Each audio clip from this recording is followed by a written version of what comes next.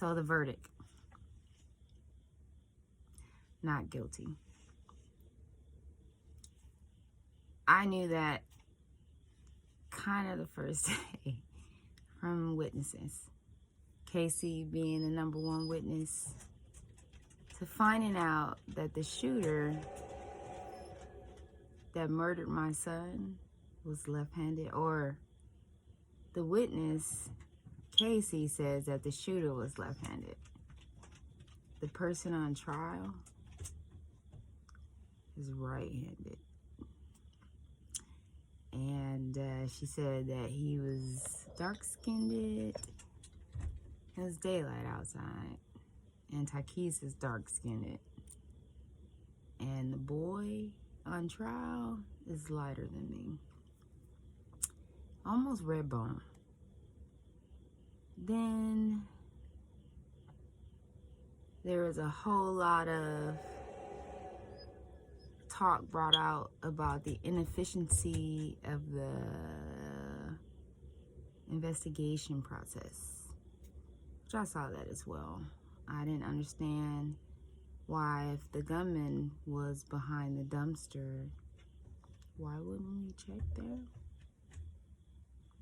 Dude could have smoked a cigarette, something, but we didn't check. There was witnesses who stated that it was a bunch of Negroes hanging around the bushes, at this dead-end place, and they didn't look through there either. Probably could have found the ski mask. There was a door where they checked for DNA. There was a fingerprint expert who came in to testify. There was a forensic scientist who only checked the scenes where the detective told her to. She thought she was doing her best job. Her coming in swinging her little blonde ponytail.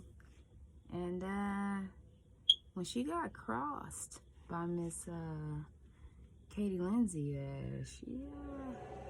she's a stuttering fool. Everyone that's been crossed by this defense attorney as a witness was a stuttering fool.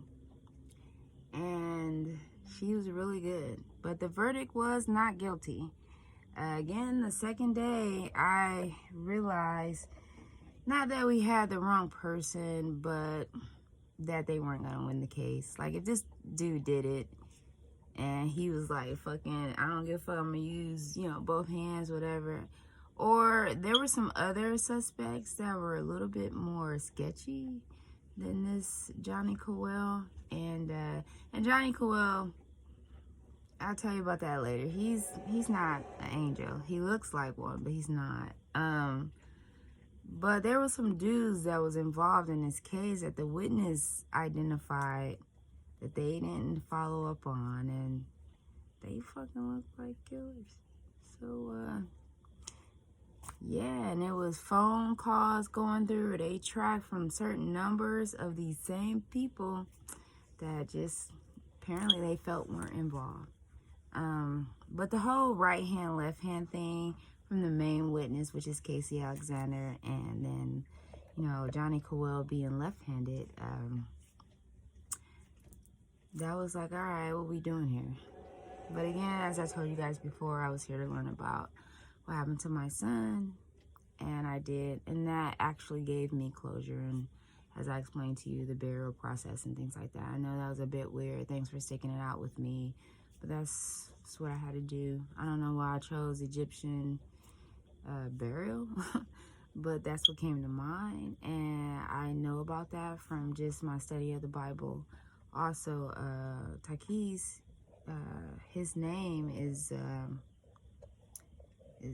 comes from an African prince, and he was an African prince, and so it was fitting for me to send them back to our Creator that way. So I'm gonna kind of sum it up. As we've learned, or as I learned through this whole process, one, I'm gonna tell you for sure that we are on our own. Two, mothers, please watch your sons. If you care about your babies, please be involved, and not over like cunt style, but maybe cunt style, because if you don't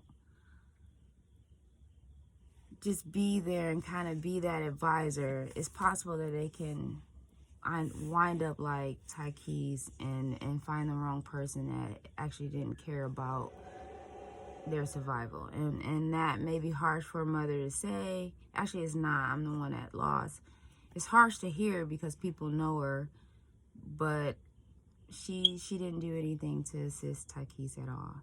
So, and she stated that in front of me under oath. So she is that kind of person. And so anybody, be careful with that. Mothers, be careful with the sons that the women that your sons choose. I'm a bit of a racist when it comes to this. I have 5 boys and they grew up in the country. It's all they know. But please watch them, your babies. No one should ever have to see autopsy photos of their son. No one, we as parents don't want to bury our children. But I'm proud of Tykees. He stayed strong through the whole thing.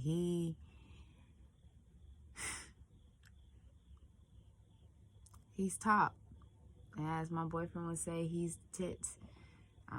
But he was strong. He had all those injuries and he did not look broken.